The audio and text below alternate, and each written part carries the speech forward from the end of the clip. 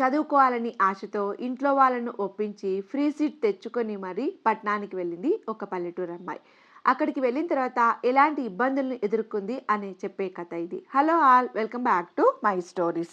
ఉదయం 4 గంటలకి లేచిన కరుణ ఇల్లంతా శుభ్రం చేసి పనులన్నీ పూర్తి చేసి వాకిట్లో ముగ్గేస్తోంది. ఇంతలో కరుణ వాళ్ళ అత్త సరళ వచ్చి కరుణ తలపై ఒకటిచ్చి, ఏంటే ఎంతసేపటి నుండి పిలవాలి, కాఫీ ఇవ్వాలని తెలీదా, మీ మామయ్య అరిచేస్తున్నాడు, తొందరగా కాఫీ తీసుకొనిరా అని చెప్పి కోపంగా చూసి లోపలికి వెళ్ళింది. కరుణ లేచి వంటింట్లోకి వెళ్ళి కాఫీ పెట్టి అందరికి ఇస్తుంది. ఇంతలో సరళ చిన్న కొడుకు చిన్న వచ్చి, అమ్మ కరుణక్క డిస్ట్రిక్ట్ ఫస్ట్ వచ్చిందే అంటూ సంతోషంగా న్యూస్ పేపర్లో పరిగెత్తుకుంటూ వచ్చాడు. అది విన్న కరుణ సంతోషించే లోపే సరళ పేపర్ లాక్కొని, అయితే ఏంటంట ఈవిడ గారి ఇన్నాళ్ళు చదువంటూ మా నెత్తినెక్కి కూర్చుంది. చాలికపై ఎలాంటి చదువు లేదు, నేను చెప్పిన వాడిని పెళ్లి చేసుకోవాల్సిందే. ఆ నాయుడు గారు వాళ్ళు ఎదురు కట్నంగా 10 ఎకరాల పొలం రాసిస్తా అన్నారు. ఈసారి దీని పెళ్లి చెయ్యాల్సిందే అంది కటువుగా. ఇంతలో సరళ భర్త గిరీశం వచ్చి, ఏంటే నువ్వు అనేది, బంగారం లాంటి పిల్లని ఆ ముసలివాడికి ఇచ్చి చేస్తావా అని కసురుకున్నాడు. మరేం చెయ్యాలి, ఇది నాకు పెళ్లి వద్దు ఏమీ వద్దు అంటుంటే అనుమానం వచ్చి హాస్పిటల్లో చెక్ చేయించారు. ఏమైంది, పెళ్లికి పనికిరాదని అర్థమైంది. అయినా అక్కడిది ఆ ముసలాడితో చేసేదేమీ ఉండదుగా, ఇంట్లో ఒక మూలన పడుండి పనులు చేసుకుంటుంది. ఇంకా దీన్ని మేపడం నా వల్ల కాదు, రేపు దీన్ని చూసుకోవడానికి పెళ్లి వాళ్ళు వస్తున్నారు, రెడీగా ఉండమను అని లోపలికి వెళ్ళిపోయింది. కరుణ బాధగా తన రూమ్లోకి వచ్చి తన సూట్ కేసులో నుండి వాళ్ళ అమ్మ ఫోటో తీసుకొని కింద కూర్చొని ఏడుస్తుంది. ఇంతలో సరళ పెద్ద కొడుకు సంపత్ కరుణ రూమ్లోకి వచ్చి డోర్ లాక్ చేసి కరుణ దగ్గరికి వెళ్ళి తన ఓని లాగాడు. కరుణ భయంతో మావయ్య అత్తయ్య అని అరుస్తుంది. బయట హాల్లో కూర్చొని పల్లీలు తింటూ కరుణ అరుపులు వినిపించినట్టుగా కూర్చుంది సరళ. ఇంతలో కరుణ అరుపులు విన్న గిరీశం కంగారు పడుతూ కిందికి వచ్చి డోర్ పగలగొట్టి లోపలికి వచ్చాడు. కరుణ భయపడుతూ మామయ్య అంటూ గిరీశంని కౌగిలించుకొని ఏడుస్తుంది.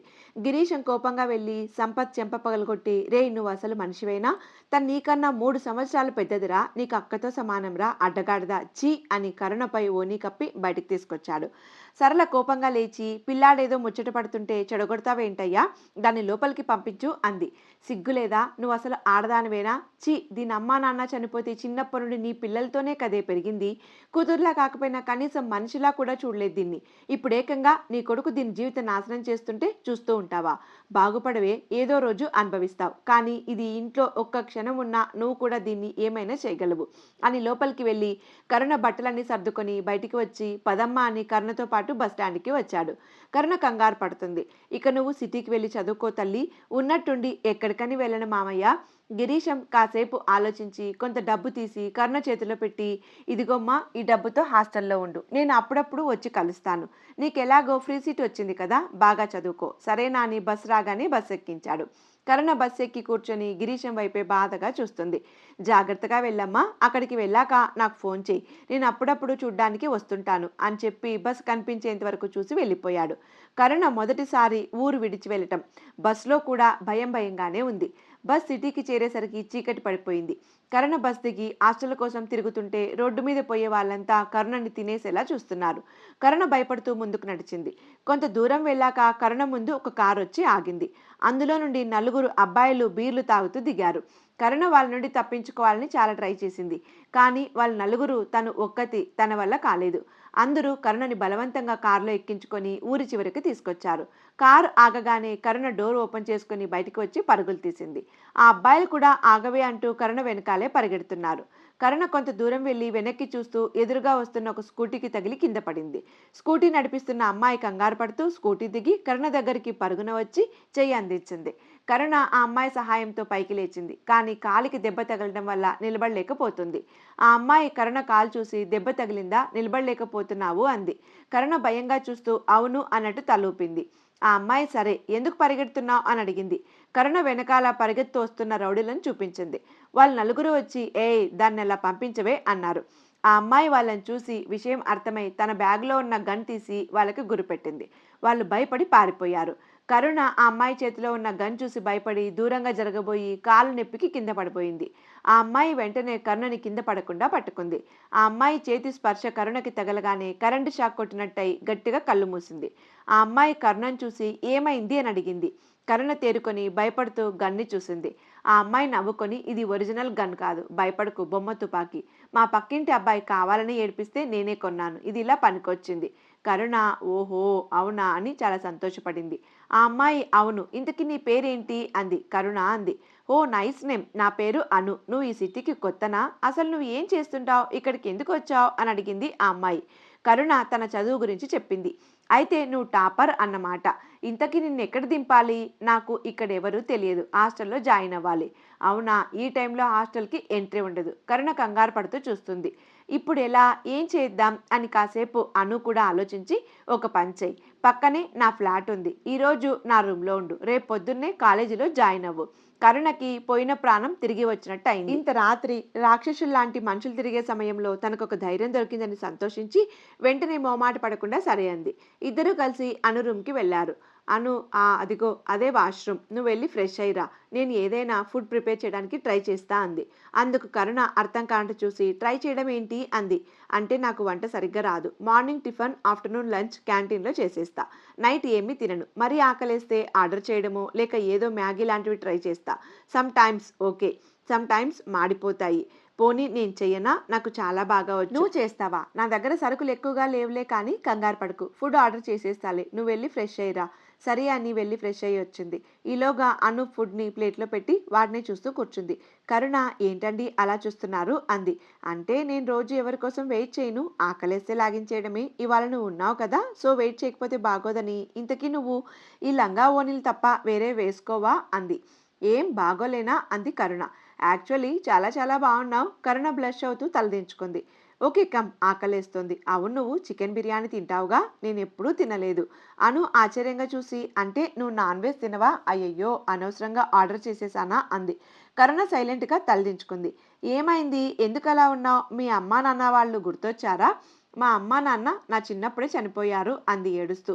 ఓహ్! అవునా? ఐయామ్ సారీ అని కాసేపు ఆలోచించి యాక్చువల్లీ నాకెవరూ లేరు. నేను ఏడుస్తున్నానా చెప్పు? అయిందేదో అయిపోయింది. సరే బిర్యానీ వేస్ట్ చేయకు. తిను. ఫుడ్ వేస్ట్ చేస్తే కొన్నిసార్లు మనం ఆకలిగా ఉన్న టైంలో దొరకదు అని ప్లేట్ ముందుకు నెట్టి తన ప్లేట్ తను తీసుకుంది. కరుణ ప్లేట్ తీసుకొని కలపబోయి అమ్మా అని అరిచింది. అను కంగారు పడుతూ ఏమైంది అని కరుణ చెయ్యి చూసి అయ్యయ్యో! చేతికి ఈ గాయమేంటి? అంది. ఇందాక కింద పడ్డాను కదండీ! అదే అయ్యుంటుంది. సరే ఉండు అని ఫస్ట్ ఎయిడ్ బాక్స్ తీసుకొచ్చి కరుణకి కట్టుకట్టి మరి ఇప్పుడు ఎలా తింటావ్ అని ఆలోచించి సరే నేను తినిపించనా అంది. కరుణ ఆశ్చర్యంగా చూస్తూ ఏదో అనబోయింది.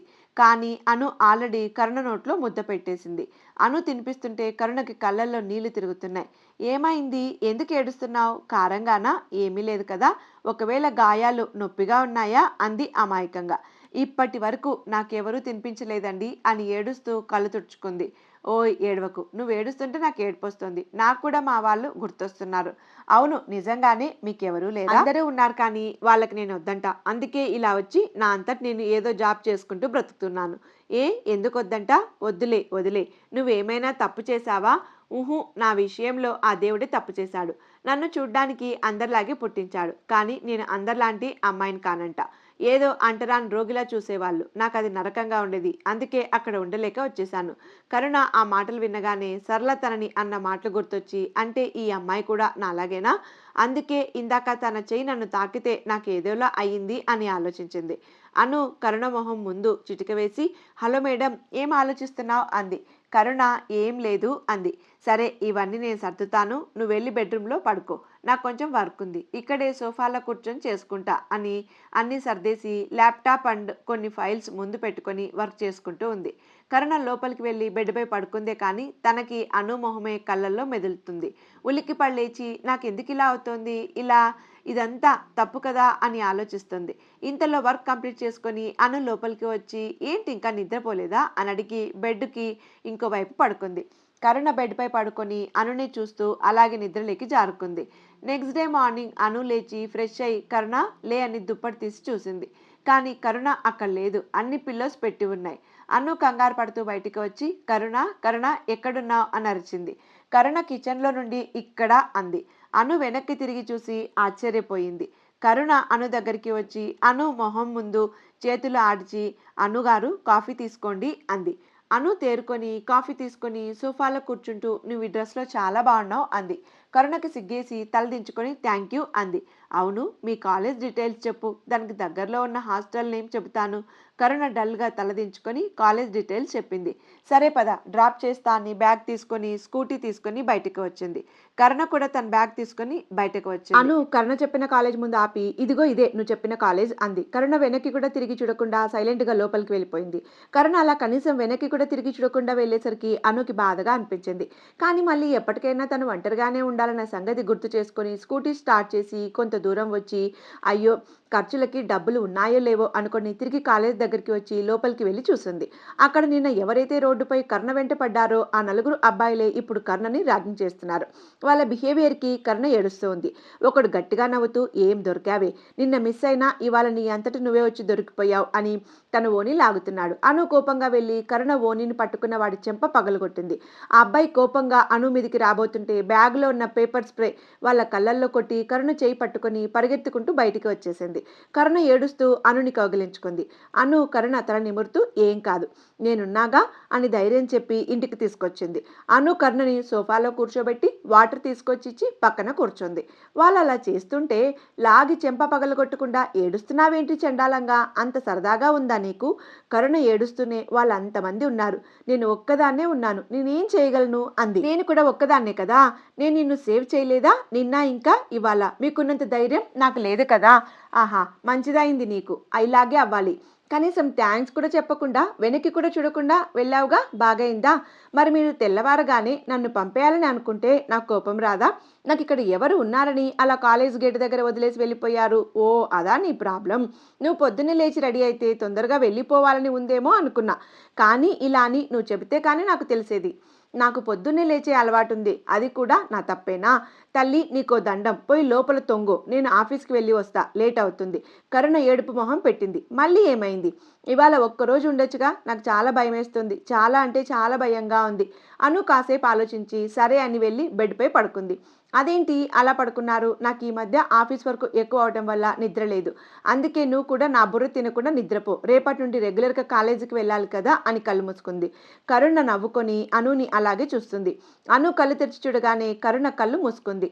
అను మనసులో ఈ పిల్ల ఎందుకు నన్నే చూస్తుంది అనుకొని ఆలోచిస్తూ లేచి కూర్చొని కరుణనే చూస్తుంది. కరుణ కళ్ళు తెరిచి అనుని చూసి తడబడుతూ, ఏమైంది, మీరు నన్ను ఎందుకు చూస్తున్నారు అంది. ఒకటి చెప్పు, నీ చూపుల్లో నాకేదో తేడా కొడుతుంది, ఏంటో మర్యాదగా నువ్వే చెప్పు. అదేం లేదు అని కళ్ళు మూసుకుంది. ఇంతలో అను ఫోన్ రింగ్ అయి కాల్ లిఫ్ట్ చేసి, ఆ సంజు చెప్పరా అంది. కరుణ కళ్ళు తెరిచి చూసి కంగారు పడుతూ అనుని చూస్తుంది. ఐఎమ్ సారీరా బంగారం, ఇవాళ కుదరదు, రేపు ఖచ్చితంగా వస్తాను, నిజంగా. అరే ప్రామిస్, సరేనా, లవ్ యూ, బాయ్, ఉంటా అని చెప్పేసి కాల్ కట్ చేసింది. కరుణ కంగారు పడుతూ, సంజు ఎవరు అంది. సంజు అంటే సంజునే, డోంట్ ఇరిటేట్ మీ, పడుకో అని కళ్ళు మూసుకుంది. కరుణ అను చేయి పట్టుకొని పైకి లేపి, సంజు ఎవరో చెప్పకపోతే వెళ్ళిపోతాను, నా బాయ్ ఫ్రెండ్, చాలా ఇంకా ఏమైనా డీటెయిల్స్ కావాలా? కరుణ బాధగా చూసి లేచి బ్యాగ్ పట్టుకొని బయటికి రాబోయింది. అను నవ్వుకొని కరుణ చేయి పట్టుకొని, ఓ ఏంటి నీ గోల, చెప్తే ఒక బాధ, చెప్పకపోతే ఒక బాధ. చెప్పకపోతే వెళ్తా అన్నావు, చెప్పేశాక కూడా వెళ్తా అంటే ఏంటి అర్థం? ముందు నా చేయి వదలండి, నేను వెళ్ళిపోతాను. అసలు నీ ప్రాబ్లం ఏంటి? సంజు నా బాయ్ ఫ్రెండ్ అనేనా? అవును, వాడు 5 ఇయర్స్ బాయ్, నాకు బాయ్ ఫ్రెండ్గా సూట్ కాళ్లే, అసలు నాకు ఫ్రెండ్స్ కూడా లేరు. సంజు నాకు రోడ్డు మీద దొరికిన బాబు, తనని వాళ్ళ పేరెంట్స్ రోడ్డు మీద వదిలేస్తే నేనే అనాథాశ్రమంలో ఉంచాను. ఎందుకు వదిలేశారు వాళ్ళ అమ్మా నాన్న?